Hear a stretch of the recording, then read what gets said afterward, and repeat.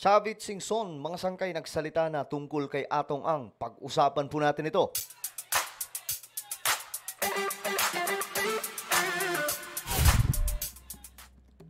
Hello guys, what's up? This is me. I'm back for another vlog today. Kamusta po kayo mga kababayan? At ito nga po pag-usapan natin ngayon itong malaking pasabog ni Chavit Singson. No, mga sangkay tungkol po dito sa mga sabungero at kay Atong Ang. Pag-usapan po natin dahil nga po naglabas po siya ng statement tungkol po dyan. Dahil mga sangkay, nadadawit nga po yung kanyang pangalan. Dahil po sa isang larawan. At tingnan po natin kung isa ba siya sa mga kasosyo ni Atong Ang or what. Bago tayo magtuloy-tuloy, paki-subscribe po muna yung ating YouTube channel. Tayo po ay 1.52 million subscribers na. Sa mga hindi pa po dyan nakakapag-subscribe at gustong mapabilang sa dumaraming mga solid sangkay, makikita nyo po yung subscribe button sa baba ng video na to. I-click nyo lamang po yung subscribe, i-click ang bell, at i-click nyo po yung all. Sa mga nanonood po sa Facebook, i-follow nyo po yung ating Facebook page. Okay. Ito nga ang pasabog ngayon mga sangkay. Tingnan po natin. Ayan, malaki ang posibilidad, sabi po dito sa balita, na mahatulan ang negosyanteng si Atong Ang sa issue ng mga nawawalang sabungero kapag hindi umatras ang mga testigo. So talagang madadali daw po itong si Atong Ang kung hindi aatras. Itong mga sinasabing whistleblower nagsasalita tungkol nga po dito mga sanggay sa mga nawawalang kababayan po natin. Guys, hindi po ito basta-bastang kaso lamang. Ito po ay talaga nga namang nakakakilabot kung iisipin kasi napakaraming Pinoy na ito na sinasabing itinumba di umano. Ngayon, kumanta na po si Chavit. Tingnan po natin mga sanggay. Kasi, alam nyo, hanggang ngayon napapaisip pa rin ako paano nangyari na hindi po ito nagisa noong last administration. Ngayon lamang po kay PBBM.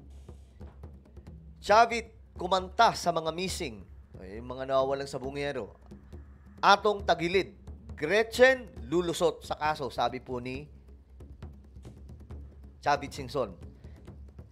Sabi dito, malaki ang posibilidad na mahatulan ang negosyanteng si Atong Ang sa issue ng mga nawawalang sabungero kapag hindi umatras ang mga testigo, ayon po kay dating Ilocos Sur Governor Luis Chavit Singson. Sa interview ng programang at the Forefront ni Attorney Jimeno sa Bilyonaryo News Channel, naniniwala si Singson na walang kinalaman ng dating aktres na si Gretchen Barreto sa mga nawawalang sabongero. Ito yung kanyang sinabi mga sangkay. Sabi niya dito, although nakikita naman silang magkasama palagi sa sabong, but I don't think kasama naman sa mga nangyayari si Gretchen. Wika ni Singson. I believe na investor lang si Gretchen. Pero ito mga sangkay ay pawang statement lamang. Magkakaalaman pa rin po ito mga sangkay doon sa kung ano po ang lalabas na mga ebidensya. At saka may mga tinatawag kasi na star witness no? Doon pa rin po talaga ito malalaman mga sangkay kasi hindi po basta-basta guys. Ulitin ko, hindi po basta-basta itong kasong ito. Mabigat ang kalaban na tanging gobyerno lamang mga sangkay ng ating bansa ang kayang mag-solve.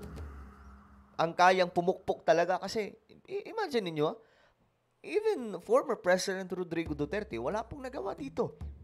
Diba si Tatay Digong hindi po kinaya mga sangkay ang lakas ng kung sino mga makakapangyarihan na nasa likod po nito.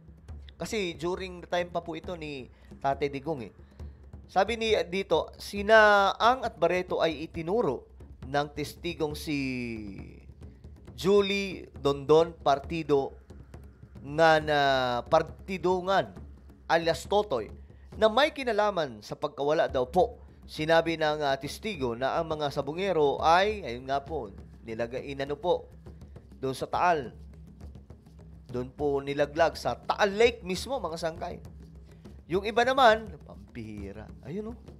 Grabe. Kakilabot ang ginawa sa kanila, no? Sabi ni Singson, depende sa mga ebidensya. Yung mga witnesses, kung hindi mag-back out, makukonvict yan. Pero karamihan dito sa Pilipinas, ang napansin ko, we have good laws, but the implementations are bad. Okay din to si si Chavit Singson. Masyado pong prangka. Totoo din, mga sangkay, di ba? Sa bansa natin, may mga ganda po tayong batas. Pero yung pag-implement, wala sa ayos. Kasi pera-pera, mga sangkay, di ba? Imagine ninyo, kapag ka may mga, halimbawa na lamang po, yung SAF 44, nabigyan ba yun ng hustisya? Wala. Yung ampatungan, mga sangkay, di ba? Ilang taon muna bago na husgahan, mga sangkay. So, talaga nga namang, dikdikan po ito ngayon. Maski nasa tama ka, nababaliktad yan sa hustisya Pag natalo ka or nanalo, aakyat ka sa itaas, nababaliktad pa din. Dapat ma-review rin ang mga batas. Madisiplina rin ang judges natin. Totoo yun, mga sangkay. Tama dito si Singson. Kasi yung batas natin, sabi pa nga ng iba, yung batas daw natin, yung hustisya natin, para lang sa mayaman Di ba? Isiniwalat pa nito na noong administrasyon ni dating Pangulong Estrada, napagalitan na si Ang dahil sa pagkakasangkot. Bagamat legal ang sabong sa bansa, ang pagkawala naman ng mga sabungero ay isang seryosong issue. Inihahanda na ng Department of Justice. Yan na. Talagang magfa-file na po ang DOJ, mga sangkay, laban dito kay Laang. So, kaabang-abang ito, mga sangkay, kasi hindi po basta-basta itong issue. Yung natawa nga po ako, mga sangkay, siguro dahil hindi matanggap ng mga DDS na hindi po umubra si PRRD kay Atong Ang before, naaasar po sila, mga sangkay, kapag tuwing nababanggit itong issue, wala tayong magagawa. Ito po yung number 1 hot topic ngayon sa Pilipinas. Kasi biruin mo, marami po ito Hindi nga lang daw po 34 Ang sabi sa mga information, lagpas pa po, abot pa daw po ng 100 plus. Ganyang kadami, mga sangkay. Tapos wala pong reklamo, di ba? Nung una, kasi makapangyarihan po talaga, mga sangkay. Sabi ng mga witness. Well, kayo ba ano pa ang inyong opinion dito sa pasabog ni Chavit Singson? Kasi may picture po, yung picture na kung saan nandun si Chavit Singson, tapos yung ilan sa mga witness daw, nandun, mga sangkay, sa isang event. Tinanggi po niya, sabi nga po niya, wala, hindi ako ilali yun, nagpa-picture lang yun sa akin. Well, ano po ang inyong opinion?